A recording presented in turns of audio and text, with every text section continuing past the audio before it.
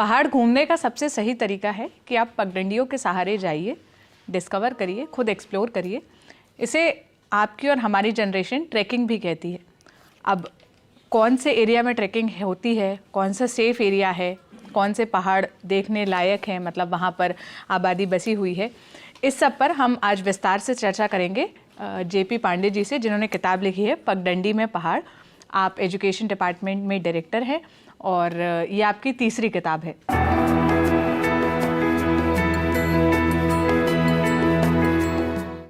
हम ये शो शुरू करते हैं और मेरा पहला सवाल आपसे यही होगा कि आपकी क्या जर्नी रही, आप कैसे पहाड़ तक पहुँचे? रहने वाले तो आप वहीं के जहाँ से मैं हूँ, भिलाई छत्तीसगढ़ से। जी सोनल जी, वस्तुतः मैं भारतीय कार्मिक सेवा का अधिकारी हूँ, रेलवे कार्मिक सेवा का अधिकारी हूँ और 2015 में मेरी पोस्टिंग एक ओग्रो स्कूल है जो रेल मंत्रालय द्वारा संचालित है और भारत का पहला आवासीय विद्यालय है, 1888 में बना था, तो वहाँ एज ए प्रिंसिपल मेरी पोस्टिंग हो गई। मसूरी में है? मसूरी में है ये स्कूल। तो इस तरह से मैं मसूरी पहुँचा। मसूरी को कौन सा रेसिडेंशियल स्कूल कैपिटल भी कहा जाता है ना? जी बिल्कुल, रेसिडेंशियल स्कूल कैपिटल है क्योंकि बहुत सारे स्कूल जो देश के नामी गिरामी स्कूल हैं उस रीजन में पाए जाते हैं और उसका एक बहुत बड़ा कारण है कि अंग्रेज़ों का वहाँ रहना। 19वीं सदी में जो अंग्रेज़ वहाँ रहे, उन्होंने मसूरी को खोजा और उसको विकसित किया, तो उनकी पढ़ाई लिखाई के लिए बहुत सारे आवासीय विद्यालय वहाँ खोले गए और जिनमें एक स्कूल जो सरकारी क्षेत्र में है वो ओग्रो स्कूल है। तो सबसे पहले तो आप अपने अनुभव के बारे में बताइए, कैसे थे आपके पहाड़ के अनुभव? क्या नया देखा, क्या आपको अच्छा लगा? पहाड़ देखिए, हिमालय जो है भारत की सांस्कृतिक और आध्यात्मिक चेतना का शिखर बिंदु है और हिमालय के बारे में हमारे शास्त्रों में, वेद ग्रंथों में बहुत कुछ कहा गया है।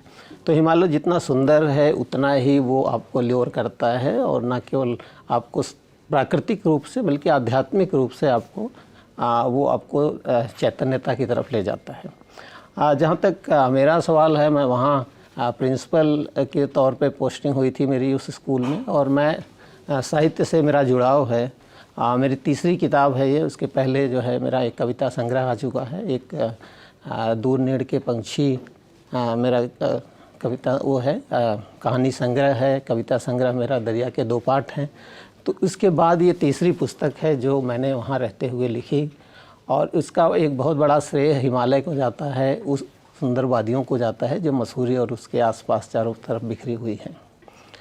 तो जब मैं वहाँ मेरी पोस्टिंग हुई और वो विद्यालय था, स्कूल था, तो एक साहित्यिक व्यक्ति होने के कारण और प्रकृति के प्रति एक नेचुरल झुकाव होने के कारण मेरा उस क्षेत्र में मैंने एक्सप्लोर करना शुरू किया और विशेष रूप से उन क्षेत्रों को एक्सप्लोर करना शुरू किया जहां नॉर्मल टूरिस्ट नहीं जाते हैं।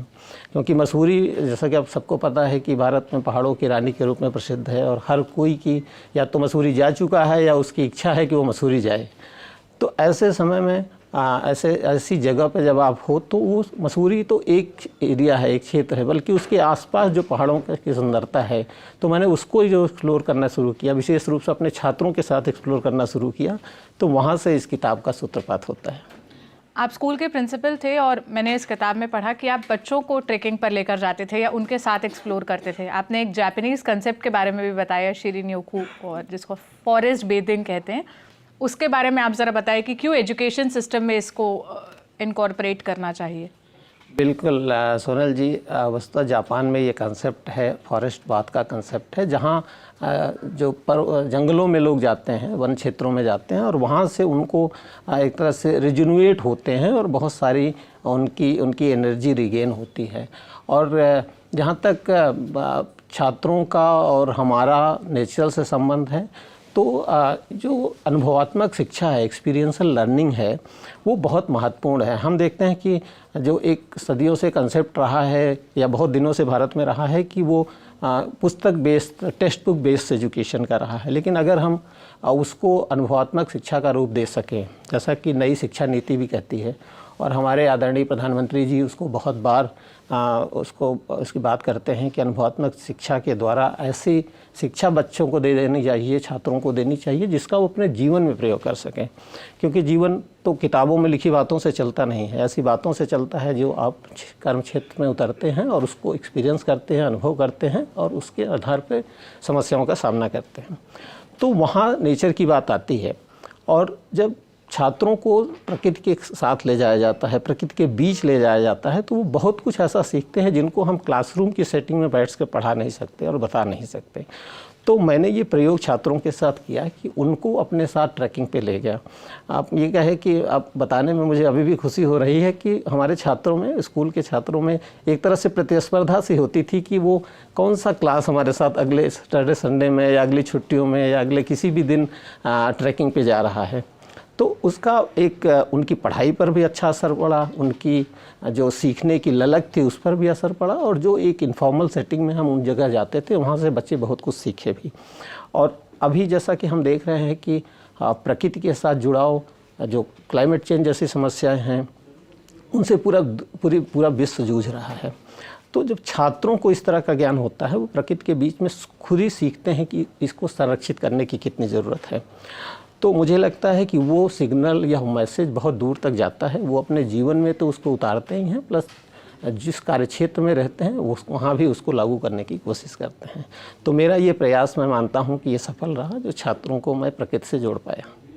हाँ, मैंने मतलब कई एक्सपीरियंसेस पढ़े जहाँ पर बच्चे कभी कोई चक्कर खा के गिर जाता था, कभी कोई पैर फिसलने लगता था, तो आपस में कैसे एक दूसरे की हेल्प करते थे और फिर मोटिवेट करते थे कि आगे बढ़ना है, चलो वील ओवरकम जब हम सब एक साथ रहेंगे। तो बिल्कुल, जब आप प्रकृति के बीच में होते हैं और स्पेशली हिमालय के बीच में होते हैं तो हिमालय तो आपको, जैसे कहते हैं कि आपको आपकी हिम्मत को भी अंदाजता है कि आप में कितनी हिम्मत है। और ऐसे में जब ट्रैकिंग कर रहे हों तो कभी कभी ऐसी घटनाएं हो जाती हैं जब बच्चा थक गया है या चल नहीं पा रहा है, और ऐसे में जब बच्चे साथ एक ग्रुप में होते हैं तो सहयोग करते हैं, तो वो सहयोग की भावना, शेयरिंग की भावना, केयरिंग की भावना ऑटोमेटिक उनमें आ जाती है। तो मतलब एक तरह से जो हम स्पोर्ट्स की शिक्षा देना चाहते थे वो भी वहाँ हो रही थी, जो हम नैतिक शिक्षा उनको देना चाहते थे वो भी हो रही थी, और आपस में जो उनका एक अच्छा सा तालमेल हो रहा था, हमारे साथ तालमेल हो रहा था, और अन्य जो शिक्षक थे वो हमारे साथ अक्सर ट्रैकिंग पे होते थे तो उनके साथ हो रहा था, उसका असर उनकी पढ़ाई पर भी पड़ रहा था। उनमें मैं आपको बताना चाहता हूं कि उस समय मतलब 2015 में मेरी पोस्टिंग हुई थी, और उसके बाद से एकाएक एकेडमिक के क्षेत्र में उग्र स्कूल में बहुत अच्छा परफॉर्मेंस शुरू किया। CBSE स्कूल है ये, और CBSE के टॉप 10 रैंकिंग में हमारे बच्चे आना शुरू हुए। 2016, 17, 18 लगातार टॉप 10 रैंकिंग में हमारे बच्चे थे। तो मुझे लगता है कि उनसे जो जुड़ाव था, प्रकृति का जो संबंध था, और जो एक इनफॉर्मल सेटिंग में हम उनसे बात कर सकते थे या मिल रहे थे, उसका असर उनके अध्ययन पे भी पड़ रहा था, जिससे उनकी जो अध्ययन की क्षमता थे वो भी बढ़ी, और शायद पढ़ने की ललक भी बढ़ी होगी, जिसका परिणाम सामने था। अब ये तो हुई सारे सिस्टम की बात। अब आप मुझे ज़रा उन जगहों के बारे में बताइए जो लोगों ने बहुत ज़्यादा नहीं एक्सप्लोर किए, लेकिन ट्रैकिंग के लिहाज से बहुत अच्छी है। मतलब मैंने तो पढ़ी है, लेकिन दर्शकों तक अगर आप बता दें, ताकि वो जो गूगल करते हैं ना कि best places to visit in Uttarakhand या बेस्ट ट्रैकिंग स्पॉट्स, उसमें उस लिस्ट में ये जगहें भी ऐड हो जाए जो कम एक्सप्लोर्ड हैं। बिल्कुल, और जैसा कि गूगल की बात करते हैं, हमने भी कोशिश करके देखी, तो वो कोई भी ये क्षेत्र जिनका जिक्र इन किताब में मिलेगा वो आपको गूगल पर बड़ी मुश्किल से मिलता है। मसूरी लगभग बहुत प्रसिद्ध है, उसके आसपास का एरिया का कुछ जिक्र मैं करता हूँ। जैसे मौसी फॉल है, तो मसूरी की पहाड़ियों के ठीक नीचे से जो आसपास की पहाड़ियों से झरना से पानी आता है, वहाँ से रिश्ता हुआ रिस्पना नदी निकलती है। तो वो एक खूबसूरत जगह है, बालोगंज से होते हुए उसका रास्ता है, कम ही लोगों को उसका पता है।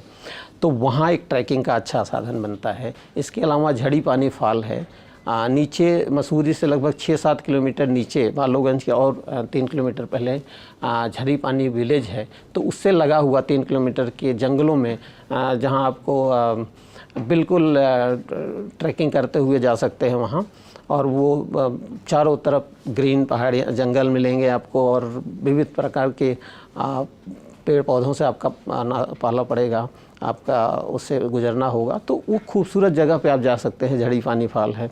और आपको बताएं कि झड़ी पानी फॉल से ही ओग्रो स्कूल में वाटर की सप्लाई होती है, पानी की सप्लाई होती है। और अब जब पूरे विश्व में वाटर कंजर्वेशन पे बहुत बात हो रही है, पानी की समस्या पे बहुत बात हो रही है, मैं आपको बताना चाहता हूँ कि 1888 का स्कूल है, आज से 130 साल से ज़्यादा हो गए हैं। और तब से वहाँ से जो वाटर पाइपलाइन सिस्टम है, जो फॉल से सीधा स्कूल पे लाता है, लगभग 4-5 किलोमीटर का एरिया होगा, और बिना किसी ग्रेविटी के बल पे वो पानी आता है। मतलब एक भी यूनिट बिजली खर्चा किए बिना 130-40 सालों से पूरे विद्यालय को, जहाँ लगभग 1000 लोग रहते हैं, उनके वाटर सप्लाई वहाँ से नेचुरल वे में हो रही है। तो मुझे लगता है कि पुराने समय में जो इन चीज़ों को किया गया है, उसे आज भी बहुत सारी करने की ज़रूरत है। अगर कोई पर्यटक ऐसी जगहों पे जाता है तो वो ये भी सीख के आता है कि किस तरह से प्रकृति के उन जगहों को संरक्षित किया जा सकता है और उसका अपने हित में किस तरह से उपयोग भी किया जा सकता है बिना उसका दोहन किए। तो झड़ी पानी फॉल एक खूबसूरत जगह है जिसको देखा जा सकता है। आप उसी रिस्पना नदी के आगे आगे बढ़ते हैं तो आपको संगम फॉल दिखता है, जिसका जिक्र आप किताब में प्राप्त कर सकते हैं। जब वो नीचे रास्ता आता है, देहरादून के पास मिलता है, राजपुरा रोड हम उसको कहते हैं, तो वहाँ शिखर फॉल आता है। तो इस तरह एक फॉल की सीरीज बनती है वहाँ से। और दूसरी तरफ जब आप जाते हैं तो भट्टा फॉल है, और कैंपटी फॉल तो लगभग सभी लोगों ने देखा है। वहाँ के जो प्रमुख टूरिस्ट स्पॉट हैं, और मैं कहूँगा कि एक्सप्लॉइटेड टूरिस्ट स्पॉट है, उनमें कैंपटी फॉल आता है। तो ये कुछ फॉल हैं जो बहुत ही खूबसूरत हैं इसके आसपास, और किसी भी पर्यटक को यहाँ ज़रूर जाना चाहिए। ये तो हुई जगहों की बात। अब क्योंकि आप रहे हैं और आपने देखा भी है कि एक्सप्लोर करने में और एक्सप्लॉइट करने में क्या डिफरेंस है, तो आप वो क्या टिप्स देना चाहेंगे कि इन चीज़ों को तो ज़रूर फॉलो करिए अगर आप पहाड़ों में जा रहे हैं, ताकि पहाड़ वैसे ही बने रहें और जो हम घटनाएं आज के समय देख रहे हैं कि कभी कहीं लैंडस्लाइड होती है, कभी कहीं कोई दुर्घटना हो जाती है, वो कम हो। बिल्कुल, जैसे मैंने पहले कहा कि हिमालय जो है हमारी सांस्कृतिक और आध्यात्मिक चेतना का प्रतीक है। अगर हम उस लिहाज से हिमालय पे जाएंगे, उस लिहाज से पर्वतीय क्षेत्रों पे जाएंगे, तो मुझे लगता है कि दोहन जैसी समस्या, एक्सप्लॉयटेशन जैसी समस्या नहीं होगी। हम मन से, जिसे कहते हैं कि श्रद्धा भाव से हिमालय में जाना चाहिए, या हिमालय के उन क्षेत्रों को एक्सप्लोर करना चाहिए जहाँ आपको फिर प्रकृति की खूबसूरती भी मिलेगी और आपको मानसिक शांति और आध्यात्मिक शांति भी मिलेगी। और अगर किसी पर्यटक का इस तरह से, मुझे लगता है कि भारत एक आध्यात्मिक देश है, और हिमालय और विशेष रूप से उत्तराखंड, जिसे देवभूमि भी कहा जाता है, जहाँ 4 धाम यात्रा का पवित्र यात्रा मार्ग है, जहाँ हजारों साल से तीर्थयात्री पहुँचते रहे हैं, तो ऐसी कोई समस्या रही नहीं है कि जो है हम एक्सप्लॉइट करते हैं। अभी पिछले कुछ सालों में ऐसा ज़रूर होने लगा है। मुझे लगता है कि अगर हम हिमालय की उस आध्यात्मिक चेतना को अपने मन में रखेंगे तो ये समस्या नहीं आएगी। अब ज़रा सा थोड़ा हिस्टोरिकल रेफरेंसेस वाली जगहों के बारे में बात कर लेते हैं, क्योंकि मैंने किताबों में भी वो पन्ने मोड़ कर रखे, और मैं चाहती थी कि आप ये कैमरे पर दर्शकों को बताएं कि अगली बार अगर कोई घूमने जाए तो उनके लिए भी ये जगहें या ये स्पॉट्स थोड़ा सा है ना, हिस्ट्री से कनेक्ट करने वाली चीज़ें हो।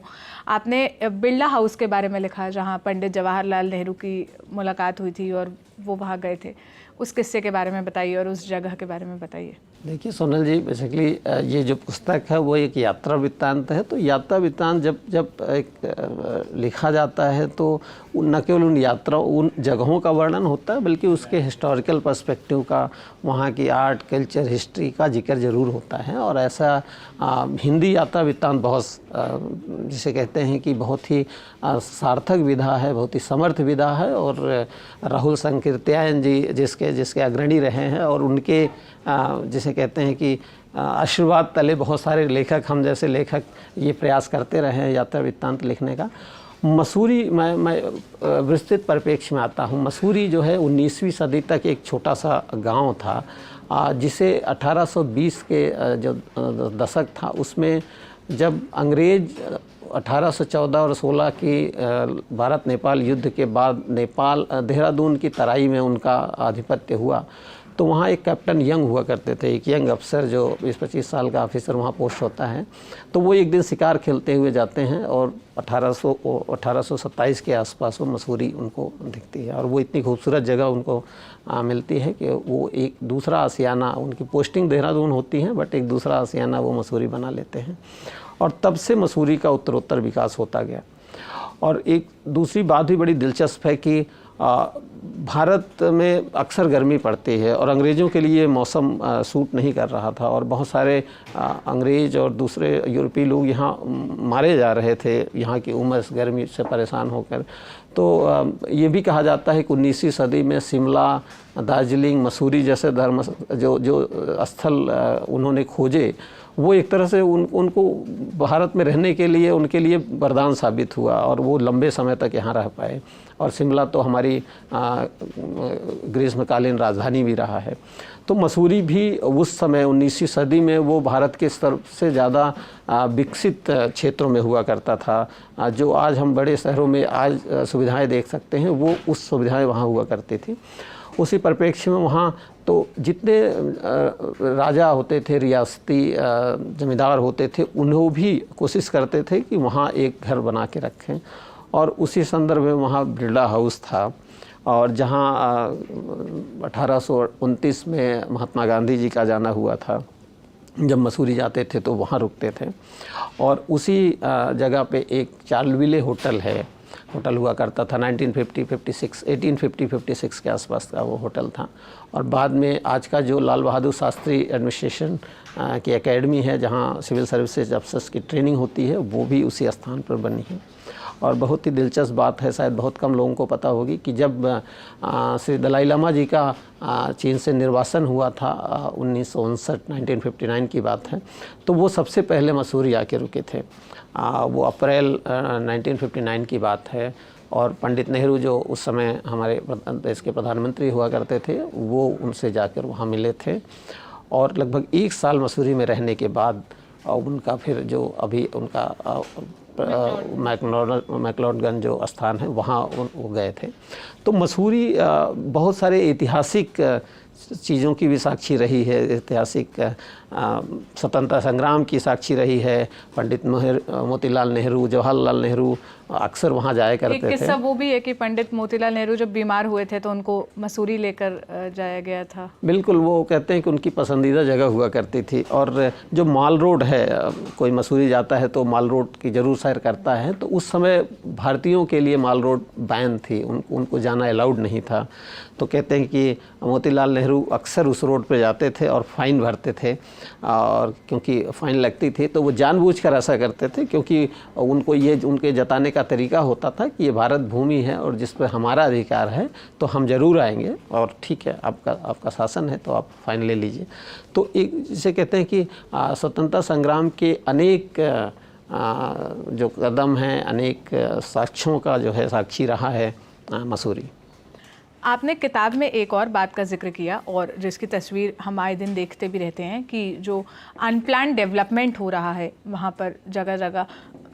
एक पर्यटक की दृष्टि से अगर मैं कहूँ तो हम जाते हैं और हम कंफर्ट खोजते हैं कि अगर हम कहीं घूमने जा रहे हैं तो अच्छा होटल हो, बहुत कंफर्टेबल वो हो, हम इस माइंडसेट के साथ जाते हैं। लेकिन उसके कंस्ट्रक्शन में या बाकी जो भी रोड्स और जिस तरह से वो कंस्ट्रक्ट हो रही हैं, वो एक बहुत बड़ा कारण है कि ऐसी घटनाएं होती हैं, लैंडस्लाइड जैसी है, जो भी तस्वीरें हम आए दिन देखते रहते हैं। वो कैसे उस पर फुल स्टॉप, उसे कैसे कंट्रोल किया जाएगा? बिल्कुल, बहुत ही जिसे कहते हैं कि बड़ी समस्या है ये पहाड़ों की, कि जिसका इस तरह से ही दोहन शुरू हुआ है और बहुत सारे सेटलमेंट वहाँ बनने शुरू हुए। एक तरफ ये सवाल इसलिए भी था कि एक तरफ हमें लगता है कि ये विकास है, अगर कहीं रोड पहुँच रही है, पहुँचने के साधन हो रहे, लेकिन पहाड़ों के संदर्भ में विकास, वो विकास जिसे हम विकास समझते हैं, शायद वो सटीक नहीं बैठता।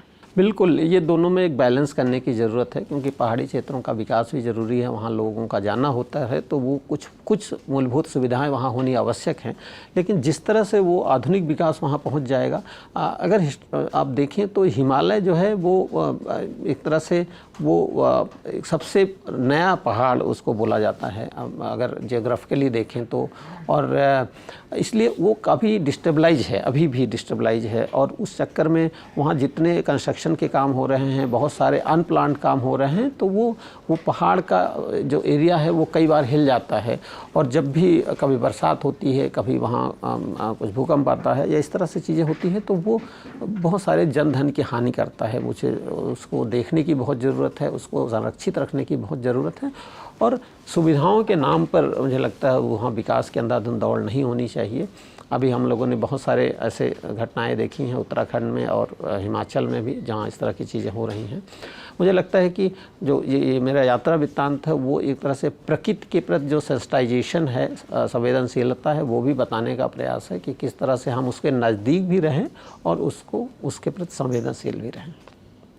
मैं ये बातचीत क्लोज़ करूं उससे पहले मैं चाहूँगी कि आप पहाड़ों के वो जो विशेष खाने पीने की चीज़ें वहाँ मिलती है उसके बारे में भी थोड़ा सा बता दें। जैसे किताब में मैंने खीरे का जिक्र पढ़ा और उससे मैं बिल्कुल सहमत थी कि हम जो अमूमन जहाँ हम रहते हैं, जैसे दिल्ली, नोएडा या छत्तीसगढ़ की मैं बात करूँ, हम वहाँ जैसे खीरे खाते हैं, खीरा या ककड़ी, उससे बहुत अलग होते हैं पहाड़ के खीरे और बहुत ज़्यादा पानी होता है उसमें। ऐसे और 2-3-4 बिल्कुल, इस यात्रा के क्रम में बहुत बार ऐसा हुआ है कि जब हम गांव में रुके हैं, गांव के लोगों के साथ हमारा रहना, उठना बैठना और रात भी बिताई है वहाँ, तो खीरे का जिक्र आपने सुना। वो खीरा निश्चित रूप से आपको किसी शहर में खीरा नहीं मिलेगा जो स्वाद है, और शायद एक बार खाने के बाद वो स्वाद आप सालों साल याद रख सकते हैं।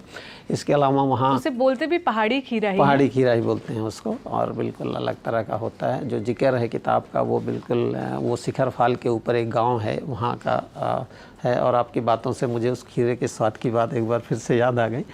तो और बहुत सारी जब आप पहाड़ की एक है कि पहाड़ी लोग बहुत ही खुशनुमा हैं और वो बहुत ही, जिसे कहते हैं, आतिथ्य भाव है। तो जब आप जाते हैं तो वो आपको बिल्कुल खुले दिल से स्वीकार करते हैं, आपसे बातचीत करते हैं, और जो भी उनके पास होता है और वो आपके स्वागत के लिए तैयार रहते हैं। तो ऐसे क्रम में मेरा बहुत बार कई गाँव में रहना हुआ है, बच्चों के साथ ट्रैकिंग के क्रम में हुआ है। तो वो उनके जो देसी खाने हैं वहाँ के उत्तराखंड के, उसका भी बहुत स्वाद मिला है।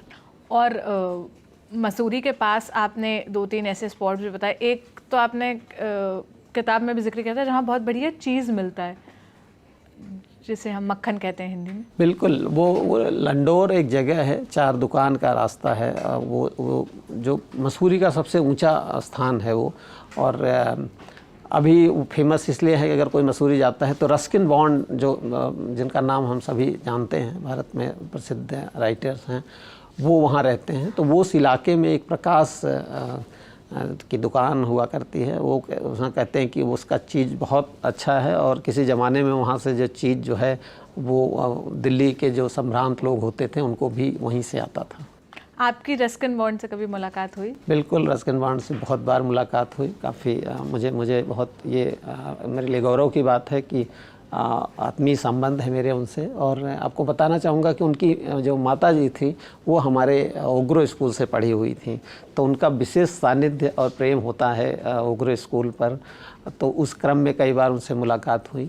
एक बहुत ही दिलचस्प बात ये भी है कि मसूरी, खुद रस्किन बॉन्ड साहब कहा करते थे कि मसूरी दुनिया का ऐसा सबसे छोटा एरिया है जहाँ सबसे ज़्यादा राइटर्स रहते हैं। अगर राइटर कंसंट्रेशन की बात करें तो लगभग 6-7 किलोमीटर स्क्वायर के एरिया में 100 से ज़्यादा राइटर, जिसमें रस्किन बॉन्ड है, गणेश शैली जी हैं, स्टीफन अल्टर हैं, तो और बहुत सारे राइटर्स वहाँ रहते हैं। तो वो मुझे लगता है कि वहाँ की वो प्रकृति का ही कमाल है कि जो इतने साहित्यकारों को यहाँ वहाँ उन्होंने उसको उत्पन्न करती है, उनको संरक्षित करती है। तो इसमें भी मैं प्रकृति का ही योगदान मानता हूँ। तो इस तरह से रस्किन बॉन्ड से कई बार मुलाकात हुई है और उनका सानिध्य मिलता रहा। आपकी किताब में मैंने इस बात का भी जिक्र पढ़ा कि स्विट्ज़रलैंड के अलावा मसूरी दुनिया में ऐसी जगह है जहाँ पर विंटर लाइन दिखती है। तो वो कौन सा मौसम, वो कौन सा समय सबसे सही है अगर आपको?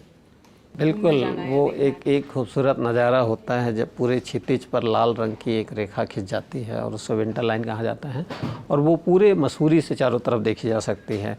तो वो बेसिकली अक्टूबर-नवंबर का महीना होता है जब बरसात होती है। तो और बरसात जब हो के निकल जाती है और शाम का टाइम होता है, तब ऐसा दृश्य वहाँ देखने को मिलता है। तो पर्यटकों के लिए बहुत ही आकर्षण का केंद्र है वो। अंत में आप कुछ और ऐड करना चाहेंगे, कुछ और बताना चाहेंगे? बिल्कुल, हमने बहुत सारी चर्चा मसूरी के बारे में की। मुझे लगता है कि जो उत्तराखंड है वहाँ किताब में जो जिक्र है नंदा देवी का जिक्र है, जैसे जो नंदा देवी वहाँ की अधिष्ठात्री देवी भी हैं। और नंदा देवी पहाड़ की खासियत है, कहते हैं कि ये जो है इसको चढ़ना वो हिमालय जो एवरेस्ट है उससे भी ज़्यादा मुश्किल काम है। तो उसका भी हम लोगों ने यात्रा के क्रम में वहाँ भी जाना हुआ, हेमकुंड साहब जाना हुआ, फूलों की घाटी के बारे में दुनिया में चर्चा है उसमें भी जाना हुआ। जो नंदा देवी है वो जैसा मैंने शुरू में कहा कि आध्यात्मिक केंद्र है। तो एक महत्वपूर्ण बात यह है कि वहाँ एक विलियम अनसोल्ड हुआ करते थे जो अमेरिका के बहुत बड़े पर्वतारोही हैं, और वो नंदा देवी से इतने प्रभावित थे कि उन्होंने अपनी बेटी का नाम नंदा देवी अनसोल्ड रखा था।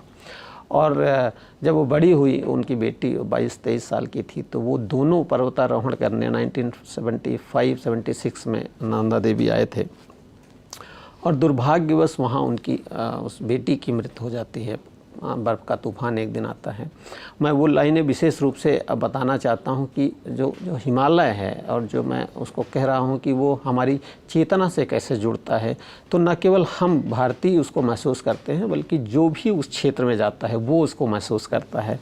पुस्तक में भी इसका जिक्र है कि नंदा देवी अनसोल्ड की जिस रात मृत्यु हुई थी दुर्घटना के दौरान, वहाँ उन्होंने अपनी डायरी में कुछ पंक्तियाँ लिखी थी जिसको मैं यथावत पाठकों दर्शकों के लिए रखना चाहता हूँ। कि उन्होंने इस तरह लिखा था कि मैं रात में चमकते तारों की छाँव में रिज के ऊपर हवा के झोंकों के बीच खड़ी हूँ। ये वो 22 साल की नवयुवती लिखती है।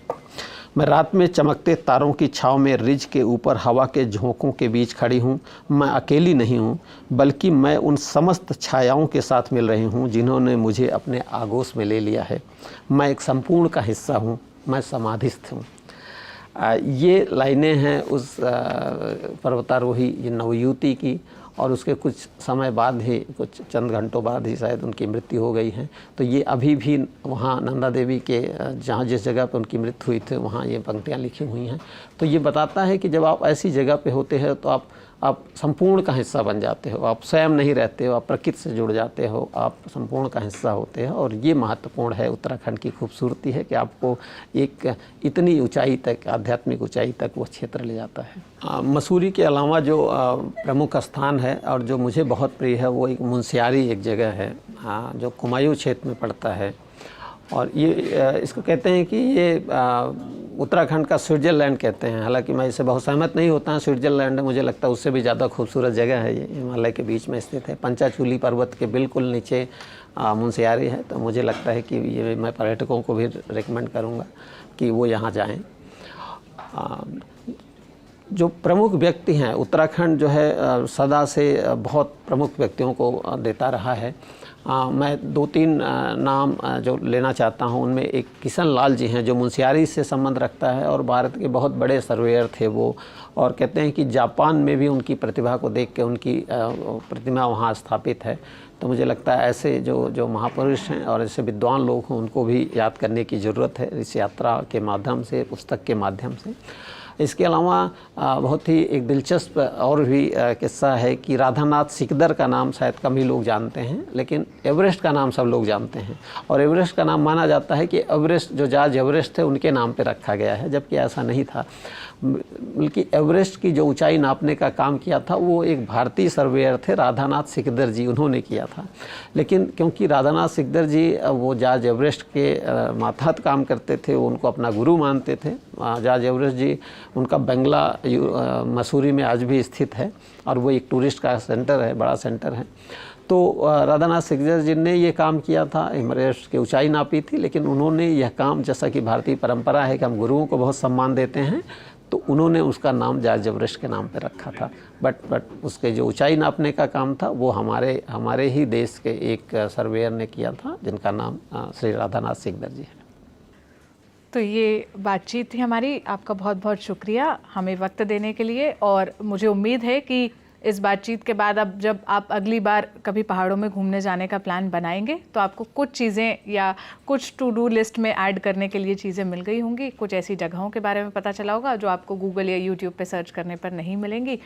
और जैसा इतिहास के बारे में भी जेपी जी ने बताया, वो भी जब आप अगली बार घूमने जाएंगे तो आपको वो चीज़ें रेफरेंस के तौर पर याद रहेंगी और एक अलग ही एक्सपीरियंस मिलेगा जब आप उन जगहों पर प्रेजेंट होंगे। कैसी लगी आपको ये बातचीत, आप हमें कमेंट बॉक्स में बताइएगा। किताब वाला हर बुधवार को इसी तरह आप तक हमारे जो इस शो के प्रोड्यूसर है दीपक, वो सुनिश्चित करेंगे कि ये आता रहे। बुधवार ही जाता है ना? हाँ, तो आप अपनी राय हमें कमेंट में देते रहिए और आप कौन सी किताब पढ़ रहे हैं आप हमें ये भी बताइए ताकि हम भी वो पढ़ें और उस ऑथर के साथ बातचीत करें। बहुत बहुत शुक्रिया सर। Thank you.